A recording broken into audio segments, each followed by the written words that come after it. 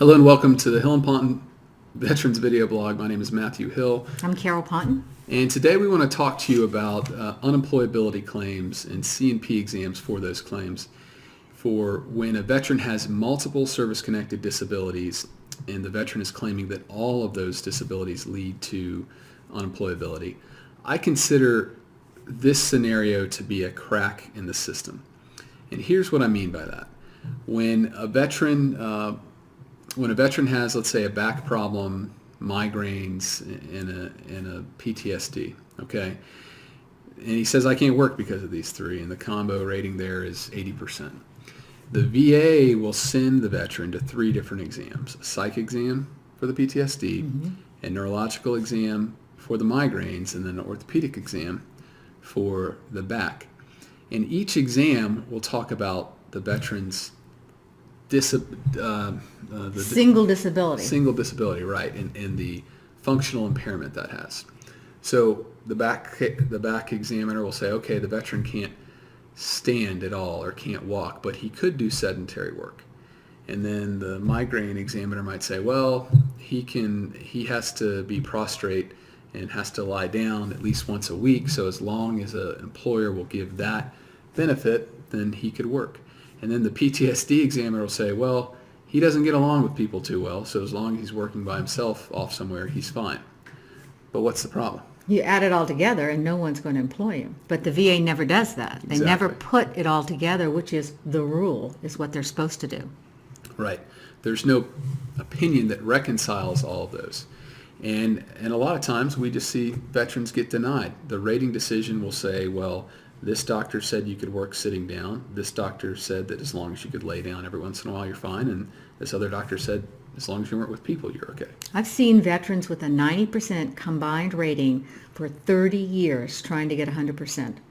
And they've been denied under the same system. Because the 90% veteran will have 5 or 6 different disabilities. Right.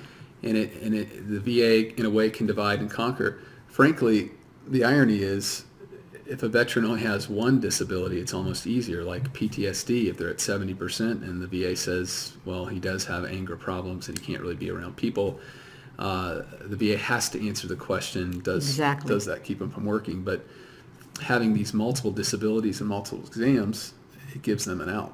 Right. And that's why we find we get a doctor who can put it all together. We either get a vocational rehab person or we get a doctor who can say, look, just based on the PTSD alone, this person can't work. And then we're able to use the other problems for special monthly compensation. Right. Additional benefits. Right. So we get 100 for one, and then with the other ones adding together, we can get that additional special monthly compensation. Now, as Carol was saying, we actually look to use vocational experts on these cases, essentially doctors or professionals that can look at an individual and discuss, okay, here's the background, here's what they were able to do, here's the limitations that were placed on them, and then look into the greater job force and say, where could they work? And inevitably, in a case like this, they'd say there's no job that's going to give them the accommodations they need. I keep on saying that word. Accommodations they need to be able to work.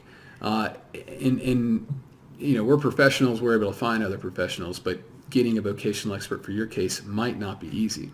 What I would suggest is going to the VA Vocational Rehabilitation Center and say, I want a full assessment of me if I'm able to work, if I'm able to go to school.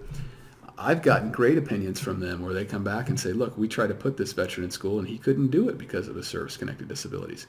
And so that would be almost the opinion that looks at the totality of your disabilities that the VA benefit section is unwilling to give.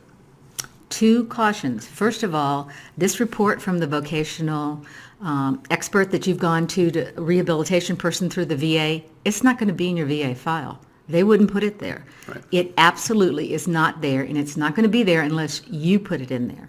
Second thing that has been a real problem with the ones I've had, I would say maybe 10 or 20% have helped me, because unfortunately a lot of times the vocational person will not limit the inability to work to only the service-connected problems. They will leave the letter very vague, and therefore the VA is able to ignore it.